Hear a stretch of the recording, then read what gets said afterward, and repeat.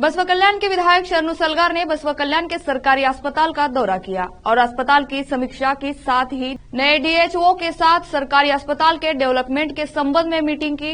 इस मीटिंग के बाद शरणु सलगार ने मीडिया से बात की। बसवा कल्याण से केपी न्यूज के संवाददाता समीर शेख की रिपोर्ट। आज का जो मीटिंग हुआ सर, उसमें क्या चर्चा होगी? हाँ, आज बसवा कल्याण की तालुका अस्पताल में हमारे जो नया डीएचओ निरगुड़े साहब के साथ आज मेरा एक हॉस्पिटल की डेवलपमेंट के बारे में हमने एक मीटिंग लिया। इस मीटिंग में इससे भी पहले केडीपी मीटिंग में चर्चा हो गए थे। टोटल जो आज तक बसवा कल्याण तालुका हॉस्पिटल में टोटल गवर्नमेंट हॉस्पिटल में डिलीवरी हो गए 1558 टोटल नंबर ऑफ डिलीवरी हो गए थे। उसमें ओनली 180 सीजरिन हो गए। 1558 1558 टोटल डिलीवरी गवर्नमेंट हॉस्पिटल में हो गए। उसमें ओनली 180 डिलीवरीज सीजरिन हो गए थे। मैंने ये डायरेक्शन दिया था टीएचओ को और सीएमओ मैडम को, टोटल मेरे को संख्या चाहिए प्राइवेट हॉस्पिटल में कितने डिलीवरी हो गए। ये बहुत सोचने का गंभीर विषय है। प्राइवेट हॉस्पिटल में डिलीवरी हो गए 825, उसमें 530 डिलीवरी 530 सीजरिन हो गए। प्राइवेट हॉस्पिटल में मोर देन 70%। अगर नॉर्मल भी डिलीवरी होता है तो पैसे की लालच में गरीब लोगों को लूटने के लिए, अपने स्वार्थ के लिए, मासूम लोगों को, गरीब शेतकारी लोगों को, जो लोगों का आज जो काम के लिए गए तो उसका पेट नहीं भरता, वो लोगों को उधर लूट रहे। कम से कम 70-75% उधर सीजरिन करने का कोशिश कर रहे। ये जो बहुत दुख की बात है।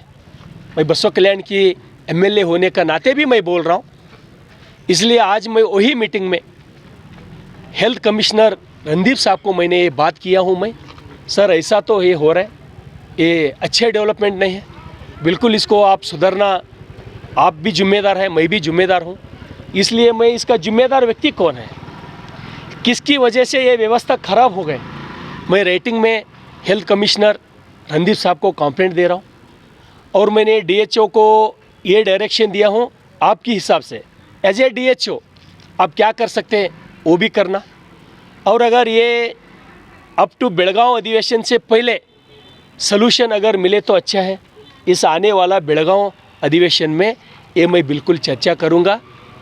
गरीब लोगों को जस्टिस दिलाने का काम मैं बिल्कुल करूँगा।